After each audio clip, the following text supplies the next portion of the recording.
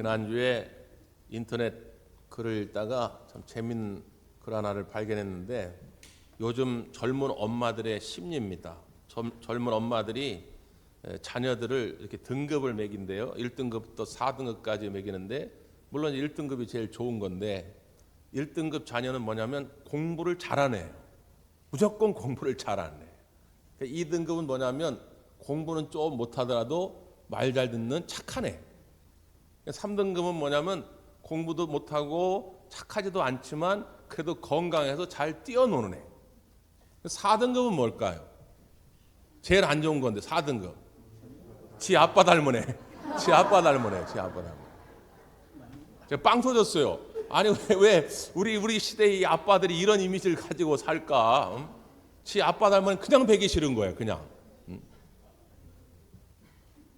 근데 저는 그 글을 보면서 지 아빠 닮은 애 이게 눈에 확 들어오더라고요. 이게 왜 들어왔느냐? 육신의 아비는 그럴지 모르지만 이걸 영적인 의미로 생각하면 우리의 영의 아버지인 하나님 아버지를 닮아가는 자가 천국 가는 자예요. 하나님 아버지를 닮아가는 자가 복 있는 인생을 사는 겁니다. 그러니까 어떻게든지 우리가 하나님을 닮아가야 하거든요. 우리가 신학적으로 말할 때 구원은 뭐냐? 우리가 하나님의 지음을 받았는데 하나님이 우리를 지으실 때 하나님의 형상으로 우리를 지었단 말이에요. 그런데 죄를 지음으로 말미암아 그 하나님의 형상을 잃어버렸어요. 그래서 구원은 뭐냐? 이 잃어버린 하나님의 형상을 회복하는 게 구원이거든요. 그런데 그 하나님의 형상을 회복하려고 하다 보니까 이렇게도 해보고 저렇게도 해보는데 안 돼요. 그래서 하나님의 형상을 회복할 수 있는 유일한 방법은 뭐냐? 예수 그리스도를 믿음으로만 가능하게 된 것입니다. 그러니까 예수님을 내 안에 모시게 되면 내 안에 하나님의 형상이 회복된 거예요. 그래서 난 이제 예수 믿었다. 그럼 구원은 받았는데 거기서 끝나는 게 아니라 그 회복된 하나님의 형상대로 살아가는 거예요. 그래서 부지런히 우리는 하나님을 닮아가려고 애를 쓰는 거예요. 그럼 어떻게 하나님을 닮아가느냐? 성경을 통해서 하나님이 말씀해 주셨으니까 그 말씀에 순종하며 사는 것, 그것도 하나님을 닮아가는 모습이죠. 그런데 더 정확한 건 뭐냐면 눈에 보이지 않던 하나님이 우리 눈에 보이게 오셨는데 그분이 예수님이란 말이에요. 그래서 예수님이 생각하는 대로, 예수님이 말씀하는 대로, 예수님이 행동하는 대로 우리가 그대로 따라하면 그게 하나님을 닮아가는 거예요. 그게 예수님을 닮아가는 것이다 그 말이에요. 여러 가지가 있을 수 있겠는데 그중에 오늘 마태복음 6장에 보면 아주 중요한 이야기를 하나 합니다. 그건 뭐냐면 예수님처럼 기도하면 된다는 거예요. 예수님처럼 기도하면 하나님의 형상을 회복하고 하나님을 닮아가고 하나님이 주시는 복을 우리가 다 누릴 줄 믿습니다. 예수님처럼 기도하라. 그래서 예수님이 가르쳐준 기도를 해서 우리가 주기도 이렇게 이야기를 하지요. 이번 여름 성경학교 주제가 뭐냐면 기도할래요입니다. 그 일과의 제목이 뭐냐면 예수님 기도할래요 이렇게 돼 있어요. 그래서 무슨 내용인가 이렇게 설명을 보니까 예수님이 오늘 본문에 가르친 기도가 있잖아요. 그 가르쳐 주신 기도대로 나도 기도할래요 그런 거예요. 그래서 잘 됐다 싶어가지고 우리가 매년 여름에 항상 여름 성경학교 주제를 가지고 몇 주 동안 말씀을 나누는데 이번에 예수님처럼 기도할래요 라고 하는 큰 주제를 가지고 몇 주간 말씀을 나눠 보고자 합니다. 특히 오늘 본문의 말씀을 우리가 지난번 사순절 생명샘 새벽 기도회 때도 이 본문을 나누었는데 그때도 참 많은 분들이 은혜를 받았어요. 그래서 그때보다 조금 더 구체적으로 자세하게 오늘 이 말씀을 몇 주간 좀 나누어 보려고 합니다. 이번 몇 주간 이 주기도문에 관한 이야기를 하면서 여러분 숙제 하나를 내드리려고 그래요. 숙제. 그게 뭐냐면 이 주기도문이 옛날 개역 한글판이 있고 개역 개정판이 있습니다. 저도 개인적으로 개역 한글판으로 외웠기 때문에 지금 눈 감고 외우면 그냥 개역 한글판이 나와요. 근데 문제는 뭐냐면 지금 자라나는 세대, 젊은 세대들은 이 개역 개정판으로 주기도문을 외웠단 말이에요. 그래서 다 같이 모여가지고 우리 다 같이 주님 가르치신 기도를 합시다. 그러면 이게 안 맞아. 기성세대하고 젊은 세대하고 잘 안 맞는 경우가 있어요. 그래서 방법은 없습니다. 조금 번거롭더라도 우리 어른들이 개역 개정판으로 다시 좀 외우셔야 돼요. 그래야 우리 다음 세대들하고 한 목소리로 할 수 있다 그 말이에요. 크게 달라진 건 없고요. 서술어가 옛날 개역 한글판은 주옵소서 이렇게 돼 있어요. 주옵소서. 근데 이 개역 개정판은 주시옵소서 이게 다 바꿨어요. 이게 현대적 용법으로 바꿨기 때문에 주시옵소서 뒤에가 이렇게 끝나요. 그리고 옛날에는 나라이 임하옵시며 이렇게 돼 있는데 개역 개정판은 나라가 임하옵시며 나라이라는 표현은 현대 잘 안 쓰기 때문에 나라가 임하시오며 이렇게 돼 있어요. 그리고 옛날에는 오늘날 우리에게 일용할 양식을 주시옵고 이렇게 됐는데 지금 개역 개정판은 오늘 이렇게 끊어놨어요. 오늘. 왜 그렇게 바꿨는지의 의미에 대해서는 제가 몇 주에 다시 설명해 드릴 테니까 어찌됐든 간에 이 바꾸어진 대로 다시 외우시기를 부탁을 드립니다. 그래서 3주쯤 지난 다음에 숙제 검사를 할 거예요. 아시겠죠? 그때 누가 될지 모르는데 한 두세 번 여기 나오라고 그래가지고 대표로 외워보라고 시킬 테니까 또 안 나오시면 안 됩니다. 네. 자, 그런 의미에서 9절부터 13절까지를 다시 한번 읽습니다. 다시 한번 내가 어느 부분에서 좀 틀리고 있구나. 개역 한글판 옛날 거하고 좀 다르구나. 이걸 여러분 생각해 보면서 9절부터 13절까지를 다시 한번 읽습니다. 시작. 그러므로 너희는 이렇게 기도하라. 하늘에 계신 우리 아버지여, 이름이 거룩히 여김을 받으시오며 나라가 임하옵시며 뜻이 하늘에서 이루어진 것 같이 땅에서도 이루어지이다. 오늘 우리에게 일용할 양식을 주시옵고 우리가 우리에게 죄 지은 자들을 사하여 준 것 같이 우리 죄를 사하여 주시옵고 우리를 시험에 들게 하지 마시옵고 다만 악에서 구하시옵소서. 나라와 권세와 영광이 아버지께 영원히 있사옵나이다. 아멘. 예, 많이 어렵지 않죠? 예, 주옵소서를 주시옵소서라고 바꾼다는 것만 기억하고 있으면 뒤에 서술어는 다 맞으니까 여러분 집에 가서 꼭 한번 외워보시고 우리가 아주 어린아이 요즘 우리 교회가 영아부가 막 부흥되고 있잖아요. 예? 우리 지안이하고 시연이하고 이런 애들하고 같이 할 때 틀리면 안 되잖아요. 그러니까 여러분이 조금 희생하는 마음으로 다시 좀 외워오시면 좋겠습니다. 자, 그런데 이 구절에 그러므로 이렇게 시작이 되잖아요. 이 말은 예수님이 이런 기도를 가르쳐 주신 이유가 있다 그 말이에요. 왜 이런 기도를 가르쳐 주셨을까? 마태복음 6장에 보면 중요한 주제가 세 가지가 등장합니다. 처음에는 구제고요. 그 다음 기도, 그 다음 금식이에요. 구제, 기도, 금식은 당시 유대인들의 경건의 척도였습니다. 저 사람이 정말 하나님을 잘 믿느냐 안 믿느냐, 저 사람이 정말 하나님 말씀에 순종하며 사느냐 안 사느냐를 따지는 척도가 뭐였느냐? 구제를 잘하느냐, 기도를 열심히 하고 있느냐, 금식을 하고 있느냐 이거예요. 그래서 이때 유대인들은 구제하는 일, 기도하는 일, 금식하는 일을 열심을 다해서 했어요.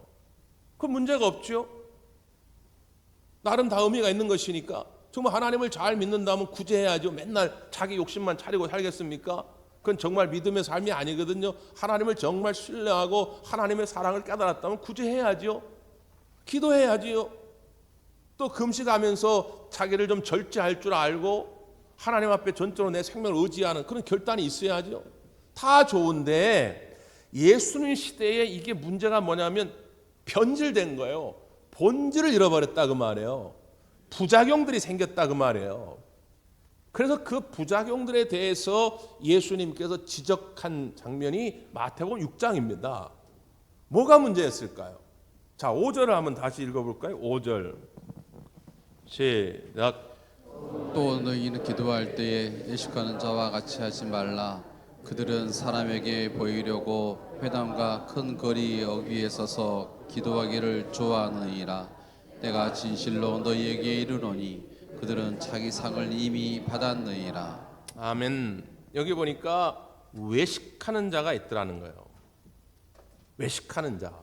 이게 원문 성경을 그대로 직역하면 뭐냐면 가면을 쓰고 연극하는 자 이렇게 돼 있어요.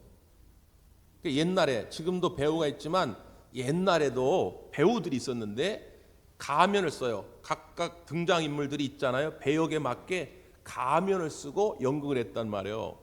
그 가면을 쓰고 연극하는 배우는 진짜 그 등장인물의 사람이 아니잖아요. 잠시 연기를 하는 것뿐이죠.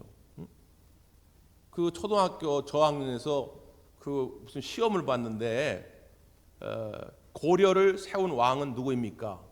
답은 뭡니까? 왕건이잖아요. 왕건. 근데 어떤 아이가 잘 몰라가지고 최수종 이렇게 썼더래. 최수종. 최수종은 그냥 등장인물을 연기한 배우지 최수종이 왕건이 아니잖아요. 내가 아무리 구제를 많이 했을지라도 외식하는 자, 가면을 쓰고 연기하는 것이라면 그건 구제가 아니에요. 내가 기도할지라도 내가 가면을 쓰고 연기하는 기도다. 그러면 연극 배우가 훨씬 더 잘하죠.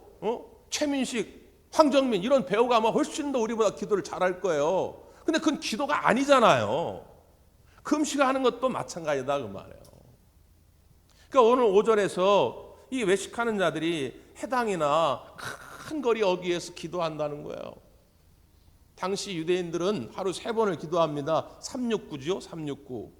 3시, 6시, 9시인데 지금 시간으로 하면 오전 9시, 낮 12시, 오후 3시 꼭 시간을 지켜서 하루 3번은 꼭 기도를 하는데 성전에 가까운 사람은 성전 가서 기도합니다. 그런데 예루살렘 성전에 늘 갈 수는 없잖아요. 멀리 사는 사람들은.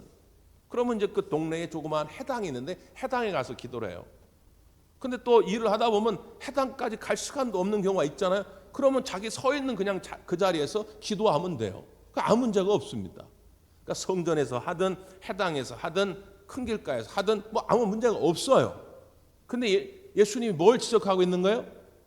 이 외식하는 자들은 사람에게 보이려고 해당이나 큰 거리 어귀에서 기도하였다는 거예요. 그러니까 기도하는 것이 하나님께 하는 것이 아니라 사람에게 보이려고 했다는 거예요. 그들은 다 자기 상을 받았다는 거예요. 이미. 어떤 상을 받았습니까? 사람들이 박수 쳐주겠죠. 아유 대단하시. 그렇게 기도를 열심히 하시냐고. 역시 은혜 충만, 믿음 충만이시네. 이미 사람들 다 칭송 받았기 때문에 하나님으로도 받을 상은 없다 이거예요. 끝났어요. 여러분 무슨 의미가 있으면 우리가 기도하는 게 사람들한테 박수 받으려고 기도하는 겁니까? 그 아무 의미가 없잖아요. 그래서 예수님께서 이렇게 권면하죠. 6절 보세요. 6절 시작. 너는 기도할 때에 내 골방에 들어가 문을 닫고 은밀한 중에 계신 내 아버지께 기도하라. 은밀한 중에 보시는 내 아버지께서 갚으시리라. 아멘. 내 골방에 들어가서 문을 닫고 은밀한 중에 하나님 앞에 기도하라. 그러면 그 하나님이 그 기도를 들으시고 다 갚아주신다는 거예요. 진짜 하나님의 상이, 하나님의 선물이 임하게 될 거라는 거예요. 또 어떤 분들은 또 삐딱하게 이걸 문자적으로만 봐가지고 아니 예수님도 말이지 골방에 들어가지고 은밀하게 조용히 기도하라는데 왜 이렇게 그냥 모여가지고 그냥 고래고래 소리를 질러가면서 기도하고 나는 그렇게 통성 기도하는 거야. 딱질색이라고. 지금 예수님이 하신 의도는 그런 뜻이 아니잖아요. 교회에서 모여서 부르짖어 기도하는 것도 괜찮아요. 그것도 우리 주님이 기뻐하신다 그 말이에요. 근데 지금 뭘 말하고 있는 거지요? 사람들에게 보이려고 하지 말고 하나님과의 1대1의 관계 속에서 하나님께 아뢰는 기도가 되어야 한다 그 말이에요. 그러면 은밀하게 하든 부르짖어 하든 상관없이 하나님이 그 마음의 중심을 보시고 하나님이 친히 다 갚아주실 줄 믿습니다. 그게 진짜 기도의 능력이죠. 그래서 이 외식하는 자들의 기도를 예수님이 질책하시면서 그러므로 너희는 그들과 같이 가면을 쓰고 사람에게 보이려고 연기하듯이 기도하지 말고 이렇게 기도하라 하면서 가르치신 기도가 주기도문입니다. 어떻게 기도해야 할까요? 자, 첫머리는 이렇게 되어 있습니다. 9절만 한 번 더 하시겠습니다. 9절 시작. 그러므로 너희는 이렇게 기도하라. 하늘에 계신 우리 아버지여, 이름이 거룩히 여김을 받으시오며. 처음 시작은 일단 하나님을 불러야 되는데 하나님을 어떻게 호명하느냐? 아버지여 이렇게 호명하라는 거예요. 여러분 첫 번째 호명하는 게 중요해요. 호명. 제가 옛날 소방관리자 교육을 받았잖아요. 이래봬도 소방관리자 2급 자격증을 소유한 사람이에요. 교회 건축하고 소방관리자 있어야 한다고 가서 받았는데 그때 강사가 그런 말을 하더라고요. 예를 들어서 이제 어떤 위급한 상황이 생겼잖아요. 갑자기 이제 화재가 났다거나 아니면 뭐 길에서 교통사고가 나는 걸 목격을 했다거나 그렇잖아요. 그때 이제 대개 사람들은 막 당황이 되니까 너무 막 마음이 급해. 그러니까 아이고 도와주세요 막 이렇게 한대요. 근데 이러면 오히려 응급 상황을 빨리 해결하지 못한다는 거예요. 그러니까 여러분처럼 이렇게 교육받은 소방 관리자들이 그런 일이 딱 생기면 어떻게 해야 되느냐? 호명을 해야 한다는 거예요. 거기 서 있는 아저씨, 그 안경 쓴 아저씨는 119에 전화 좀 해주세요. 그리고 옆에 있는 그 아줌마, 빨간 옷 입은 아줌마는 저를 도와 지혈 좀 해주세요. 이렇게 직접 지명해서 호명해서 뭔가 부탁을 해야 이게 빨리 응급 상황이 해결된다는 거예요. 근데 일반 사람들 당황하니까 어떻게 할지 몰라. 도와주세요. 누구한테 도와달라는 거예요. 그러니까 사람들이 멀뚱멀뚱 그냥 구경만 하게 되는 거죠. 보통 기도라고 하는 표현은 동서고금을 막론하고 모든 종교에 다 있습니다. 심지어 종교를 갖고 있지 않은 사람들도 기도라는 표현을 씁니다. 소크라테스라고 하는 철학자는 심지어 나는 나의 양심에 대하여 기도한다 이런 표현까지 해요. 그러니까 소위 뭐 이제 그 명상하는 사람들 딱 가보자 하고선 딱 손 이렇게 딱 하고 가만히 하잖아요. 이 사람들도 자기 생각, 자기 양심, 자기의 마음에 기도를 해요. 그럼 뭔가 이렇게 좀 차분해지고 뭔가 좀 이렇게 안정이 되는 것 같고. 여러분 그게 성경에서 말하는 기도일까요? 그게 예수님이 말하는 기도일까요?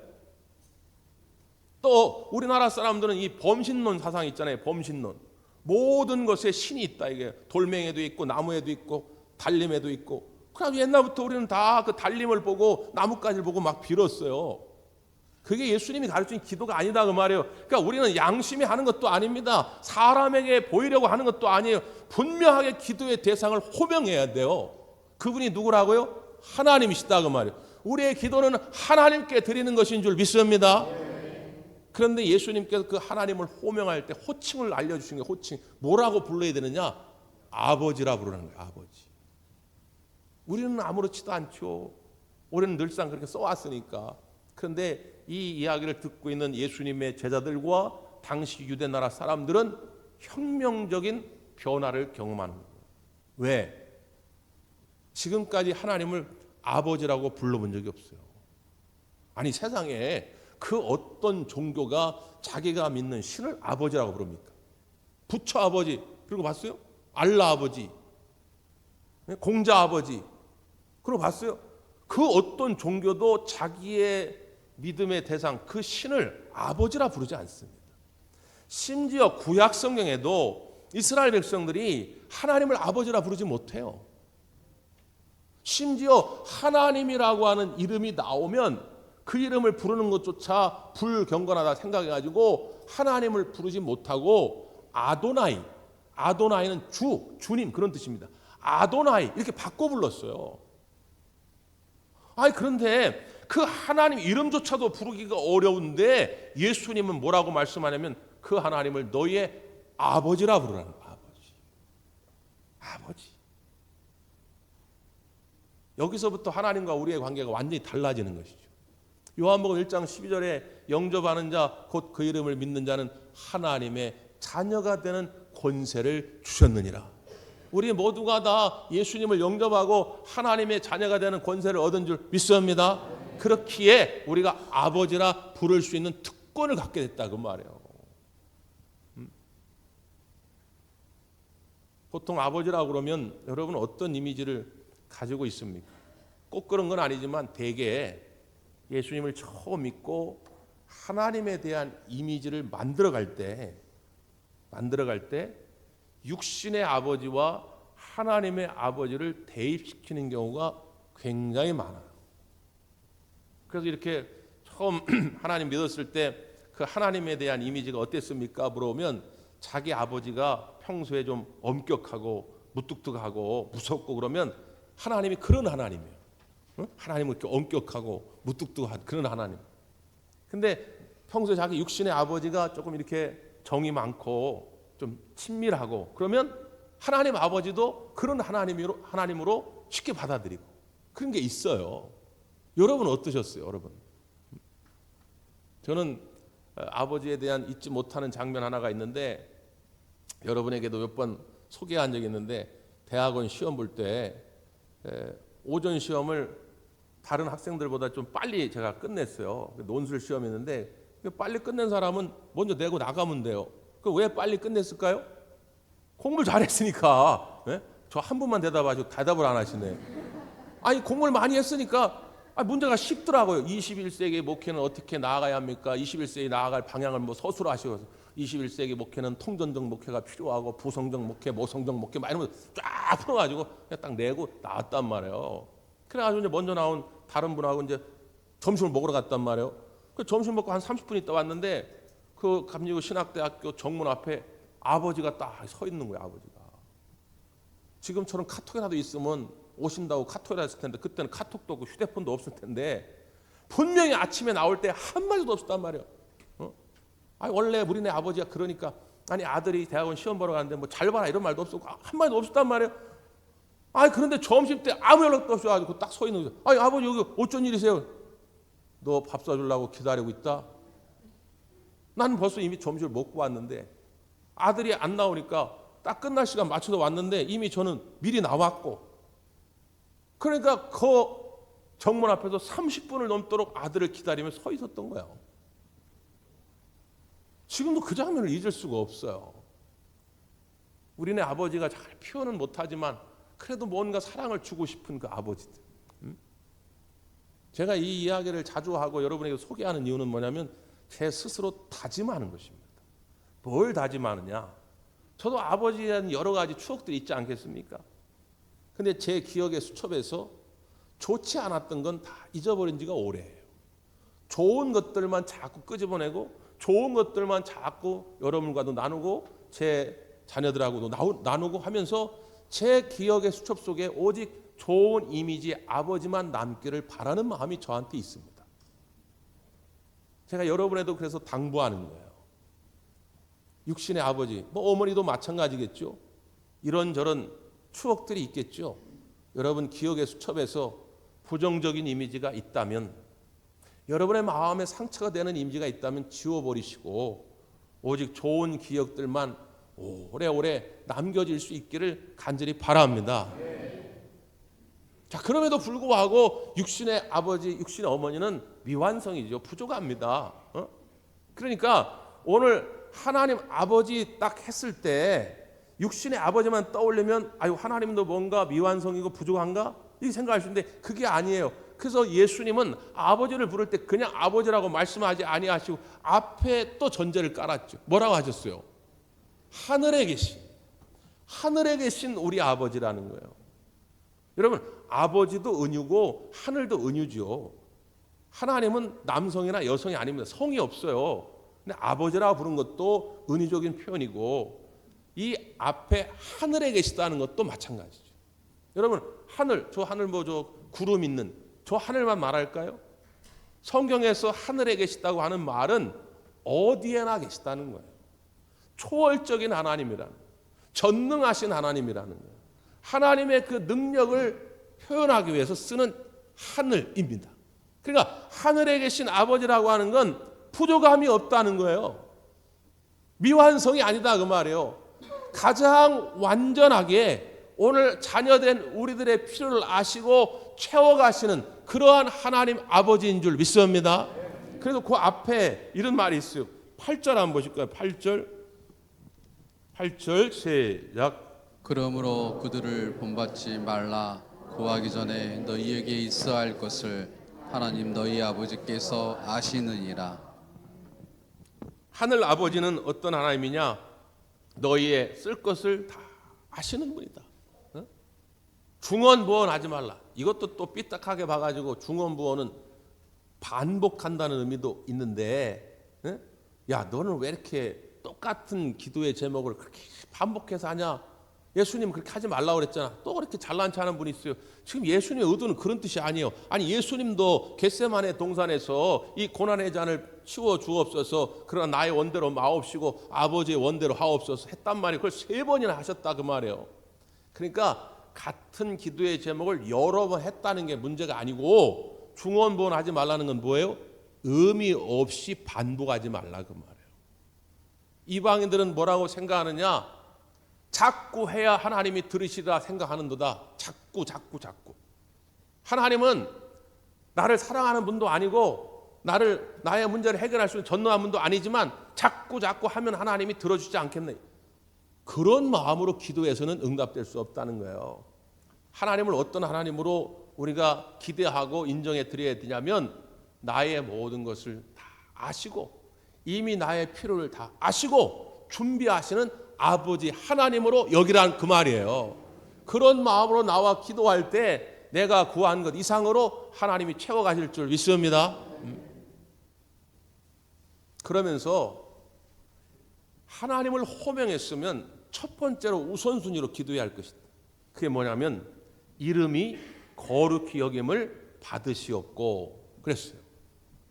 하나님의 이름이 거룩히 여김을 받게 하여 주시옵소서, 이렇게 기도하라는 거예요. 여러분 이게 무슨 의미일까요? 여기에는 2가지 의미가 있어요. 하나는 뭐냐면 하나님은 그 자체로 거룩하신 분이라고 하는 걸 인정하라는 거예요. 내가 하나님은 거룩하다 하면 거룩해지고, 하나님은 거룩하지 않다 그러면 거룩하지 않아지고, 그게 아니고 하나님은 그 자체로 이미 거룩하신 분이라고 하는 걸 인정하라는 거예요. 자, 그럼 2번째 의미는 뭘까요? 예수님이 이 가르침을 주신 의미는 뭘까요? 나의 말과 행동을 통해서 그 하나님의 거룩하심이 드러나도록 해야 한다는 거예요. 그러니까 이 기도 자체에는 나의 결단이 필요한 거예요. 우리가 입술로 늘 하나님의 은혜와 사랑을 고백합니다. 하나님 감사합니다. 하나님 사랑합니다. 모든 것이 주님의 은혜입니다. 여러분, 하루에도 10번, 20번 이렇게 고백하는 것 자체가 하나님께 영광을 돌리는 것이고 하나님의 이름을 거룩히 여길 수 있도록 하는 거다 그 말이에요. 그러니까 이걸 자주 할수록 좋아요. 특별히 미우라 아야코라고 하는 분 아시죠? 빙점이라고 하는 소설을 써서 우리나라에도 많이 알려진 작가인데, 그분이 투병 생활을 오래 했어요. 몇 년 동안 병원에 있었는데 한 번은 이제 척추를 크게 다쳐가지고 허리를 못 써서 병원에 입원해서 그냥 누워만 있는 거예요. 근데 누워만 있는데 내가 이 상황 속에서도 어떻게 하면 하나님께 영광 돌리는 삶이 될까 생각하다가 하나님이 주신 지혜가 뭐냐면 밝은 표정을 짓자. 밝은 표정. 응? 그래가지고 뭐 의사가 오든 간호사가 오든 아니면 옆에 또 환자가 물어보든 또 아니면 누가 병문안 오든 항상 밝은 표정으로 이야기를 하는 거예요. 그러면 열이면 열 사람들이 이렇게 물어본다는 거예요. 아니 환자는 지금 허리도 이렇게 안 좋아가지고 이렇게 병원에 누워만 있는데 뭐가 그렇게 좋아가지고 얼굴 표정이 밝냐고 이렇게 물어본다는 거예요. 그럼 뭐라고 대답하냐면 예수님 때문이다. 예수님이 계시기 때문에 나는 용기를 잃지 않고 이렇게 희망 가운데 살아갈 수 있다고 대답할 수 있는 기회가 주어지더라는 거예요. 그래서 훗날 그는 그래서 내가 병원에 입원하기 전보다 병원에 입원해서 나는 훨씬 많은 사람들에게 예수님의 능력과 사랑을 전했다는 거예요. 여러분, 우리가 무슨 많은 돈이 있어가지고 또 많은 능력이 있어가지고 하나님의 이름을 거룩하게 만든 일을 하는 게 아니라 우리의 삶 가운데서 우리의 얼굴 표정 하나만으로도 우리의 말투 하나만으로도 하나님을 거룩하게 할 수 있어요. 야, 역시 하나님 믿는 사람은 다르구나. 이 말 한마디만 들어도 하나님께 영광 돌리는 삶이 된다 그 말이에요. 힘들고 어려운 일을 만날 때일수록 여러분 얼굴을 밝게 가지십시오. 믿음으로 살아가는 자를 하나님이 기억하시고 그 밝은 표정을 진짜 표정으로 하나님 만들어 가실 거예요. 울상짓고 낙담한다 해가지고 무슨 문제가 해결되겠습니까? 우리 하나님은 살아계셔서 우리의 기도에 응답하시는 아버지신데 나의 필요를 아시고 더 좋은 것으로 주시라고 준비하시는 하나님인데 뭘 걱정할 게 있습니까? 늘 밝은 표정으로 하나님께 영광 돌리는 삶이 되기를 간절히 바랍니다. 기도하겠습니다.